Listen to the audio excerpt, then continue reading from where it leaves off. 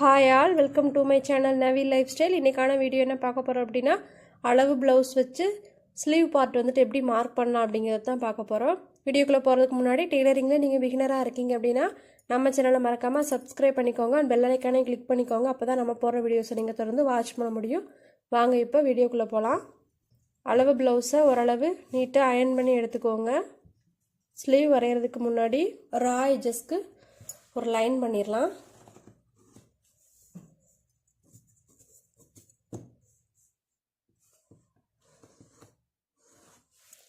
ரா எட்ஜஸ்க்காக நம்ம லைன் பண்ணியாச்சு. லைன் பண்ணதுக்கப்புறம் நம்ம ஹெம்மிங் பண்ணுவோம். இது வந்துட்டு நார்மல் ப்ளவுஸு, அதனால் ஹெம்மிங் பண்ணுறதுக்காக ஒரு ஸ்கேல் அளவு கொடுப்போம். இப்போது அளவு ப்ளவுஸ் எடுத்துக்கோங்க.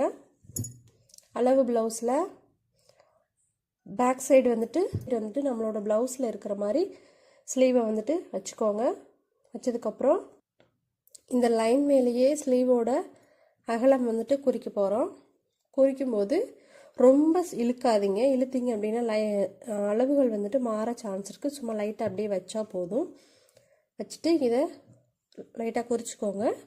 இப்போது ஸ்லீவோட அகலம் குறிச்சாச்சு. இப்போது நீளம் குறிக்கணும்.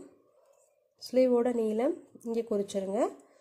இப்போ ஆம் ஹோல் வந்துட்டு குறிக்க போகிறோம். அப்படியே டைட்டாக பிடிச்சிட்டு இந்த ஆம் ஹோல் வந்துட்டு இங்கே குறிச்சிருங்க.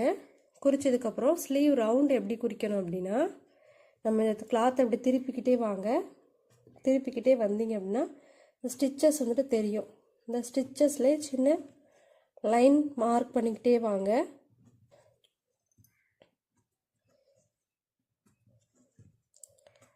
லைன் மார்க் பண்ணிக்கிட்டே வந்து ஃபினிஷ் பண்ணிடுங்க.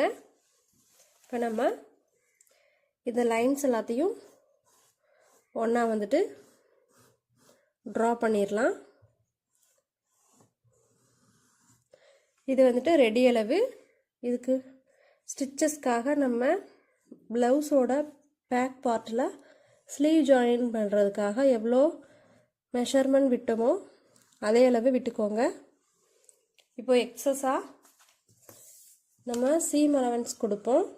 இந்த சீம் அலவன்ஸ் வந்துட்டு 1.5 இன்ச் கொடுத்துருங்க. கரெக்டாக இந்த ப்ளவுஸில் 1.5 இன்ச் இருக்குது. அதே மாதிரி இங்கேயும் 1.5 இன்ச் கொடுத்துருங்க. இப்போ இதெல்லாம் ஜாயின் பண்ணி விட்டுருங்க.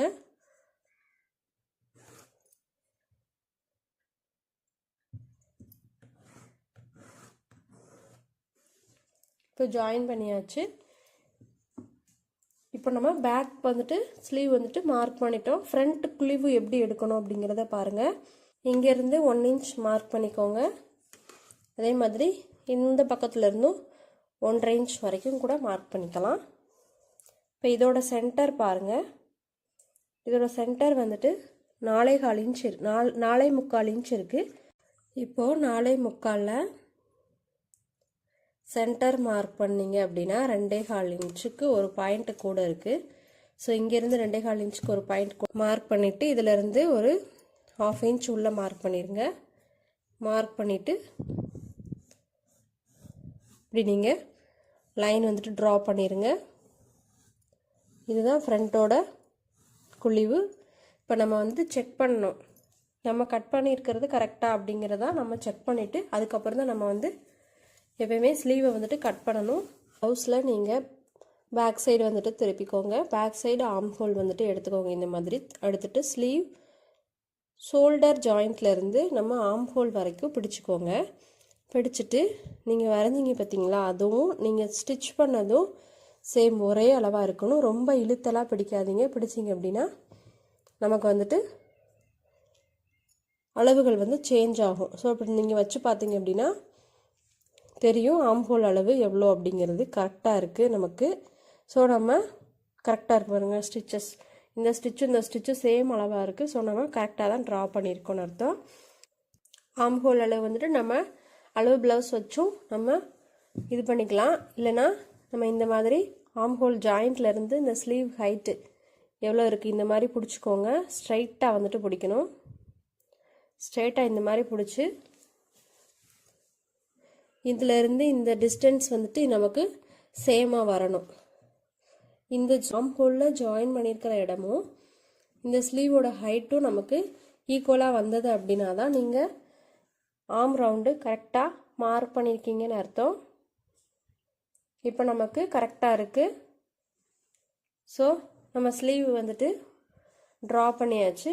வாங்க இப்போ கட் பண்ணிடலாம்.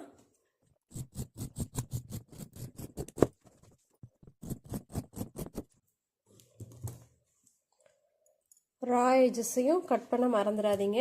அப்படி கட் பண்ண மறந்துட்டீங்க அப்படின்னா நீங்கள் மடிச்சடிக்கும்போது எக்ஸஸாக கிளாத் இருக்கிற மாதிரி தெரியும். ஸோ ரா எஜஸையும் சேர்த்துமே கட் பண்ணி விட்டுருங்க.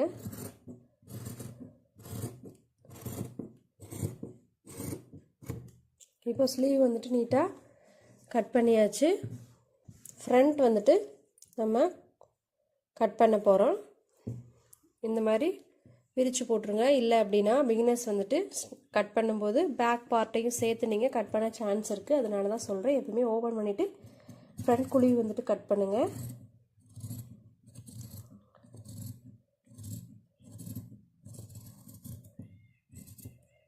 ஃப்ரண்ட்டு குழி வந்துட்டு நம்ம கட் பண்ணிட்டோம். சின்ன அர்க்காட் கொடுத்துக்கோங்க. அப்போ தான் ஃப்ரண்ட் அண்ட் பேக் வந்துட்டு ஈஸியாக டினோட் பண்ண முடியும். ஸோ அர்க்காட் கொடுத்தாச்சு. இப்போ நம்ம சென்டரில் சின்ன அர்க்காட் கொடுத்துருவோம்.